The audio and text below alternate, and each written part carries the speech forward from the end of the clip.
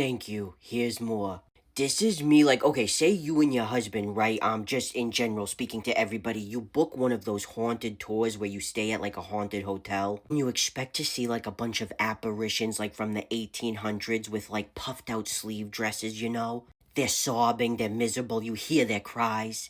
But no, this is who you see sitting on a velvety chair, just like this. And she keeps making crude remarks to your husband, and you're like, what the hell? So much so that you guys have to leave early, and what are you gonna do? You can't go and tell everybody that you had to leave the haunted tour early because you feel threatened by a vintage promiscuous spirit who, like, wouldn't shut up, and, like, when she was alive, she showered so infrequently it was nuts. That's what it's giving. This is me looking like I work at a gas station and I'm always pissed off, okay? The only time I'm friendly is if somebody comes in with Twilight memorabilia on, like a t-shirt, because then we have a basis for communication.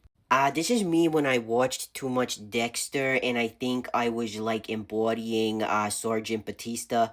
This is me when I got so zooted, like I was way too gone, and I started being like delusional on bipolar 1. And I thought for some reason that it was my mission that I had to save the trees. Now, I don't mean to be crass, but in my everyday life, I definitely don't prioritize a love of trees. But for some reason at this time, yeah, it just took over. I was like, I need to save the trees. Luckily, when it wore off, after a while, I came out of it, had to convince myself to recycle again, so back to normal. This is me looking like I'm super excited to get you a great deal on that home loan. And I will lower the interest an extra 2% if you don't tell my boss that you saw my Instagram handle was your fave thick State Farm agent.